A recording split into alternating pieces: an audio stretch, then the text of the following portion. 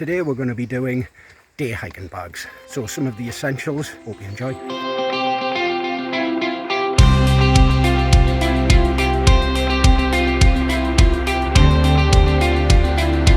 We're in the glorious sunshine here in the woods, so we're going to go through what are classed to be essentials. You also may get some intervention from the dogs today. Okay, so the first thing, obviously your bag. Very, very important. Otherwise you're going to have nothing to put anything in. I know I'm stating the obvious here. But yeah, a good sized bag. This one's 32 litres. You may get away with smaller. One of the things that I deem essential in a bag, and even in the height of summer, you're going to be threatened with rain at some point, is a dry bag. Now, a dry bag won't keep everything completely dry in the absolute torrential rain, but it'll certainly stave off. And if you've got things packed off in littler bags, then there's more barriers to get through. So I do recommend a dry bag. Rain covers do not keep things dry. Doesn't matter how many people tell you in the sports shops and the outdoor shops, rain covers have got a big opening on them, right on your back.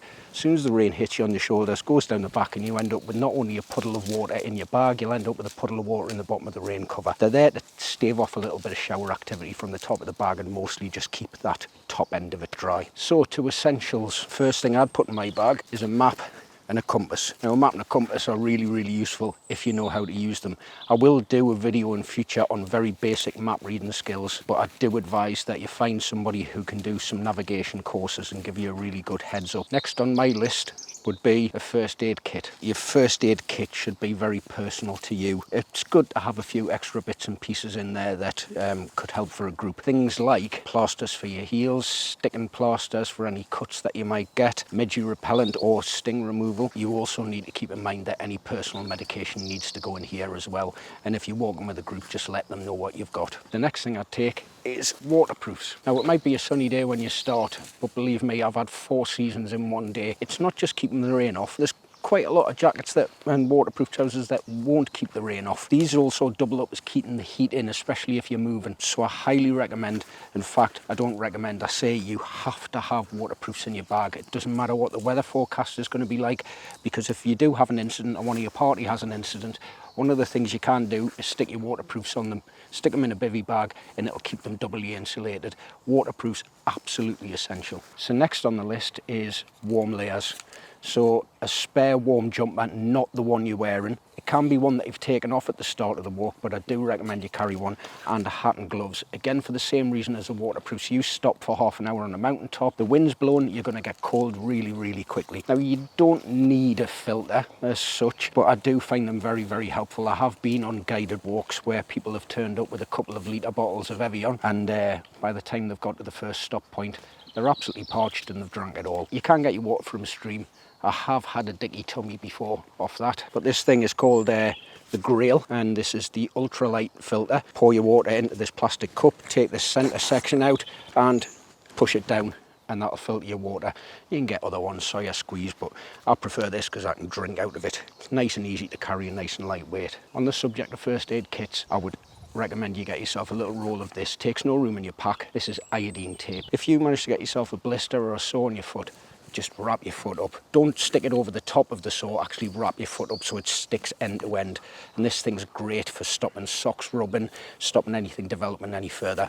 Iodine tape, dirt cheap. If you're going to be out on an all-day trip, take some snacks. You never know how long you're going to be out in the fell. Next, torch or head torch. Now, I have no preference for either, although if you're walking and you've got walking poles, this is a lot easier to manage. You're going to carry any kind of torch, carry spare batteries. One of the worst things you can do is not charge this and walk out the door, then it's completely redundant. For me, on essentials, I honestly think that it's a good idea to carry an emergency shelter or a bivvy bag. Now, I carry both, basically because I'm out in the hills guiding people, but one end of this has got a silver lined bivvy bag in, which will reflect lots of heat, keep somebody warm as long as possible. The group shelter is something I think you should just stick in a pack anyway. There's a lot of different reasons.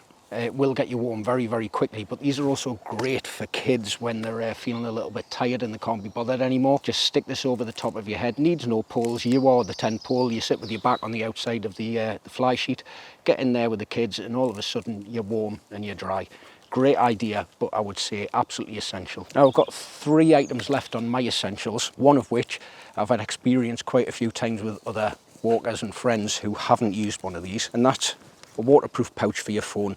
Now everybody carries a phone and some use it for mapping. I don't really advise you use it for mapping as your primary source, definitely a map and compass. The amount of times that people have put their phones inside their jacket pockets and said, oh, my jacket's waterproof. It's not waterproof, and by the time we've got down off the hill, the phone's knackered. Get yourself a waterproof pouch, a good one, and if you can't afford a good one, just get a sandwich bag, nice heavy duty sandwich bag from Tesco's.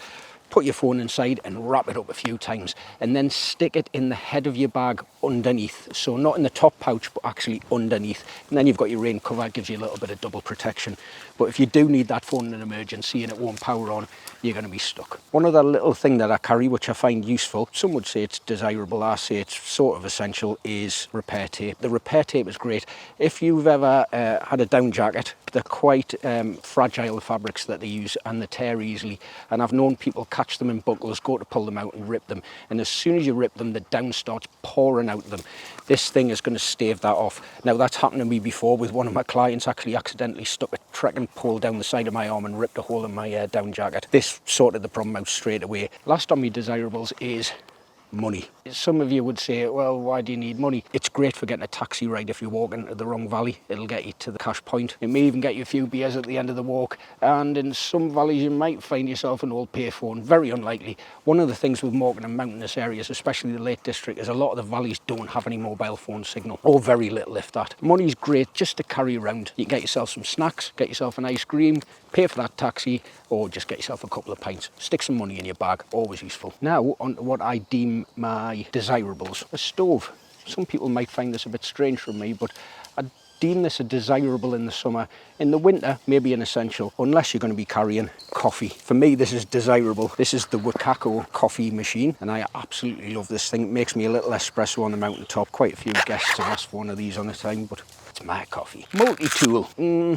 I'm not even sure if this is desirable. I think these are just toys, really. I think I've only ever had one occurrence to use one, and that's when somebody's boot lug bent and I had to bend it back. But great to have. If you're camping, yeah, maybe an essential tool, but just out on the fell for a day hike, bit of a toy. And on the list next, a meal. If you're going to be out there longer, it's nice to have a nice meal inside you. It is desirable, but I do carry one of these just in case I'm going to be out there longer than I think I am. Paracord.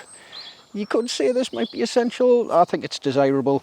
Paracord comes in all sorts of uses, especially if you're carrying a tarp, great. This little wristband stretches out to about 5 meters. What I'd say is with these things, they're good for bootlaces, and I have used them to tie somebody's bootlace up that snapped. That was actually before a walk and not during it.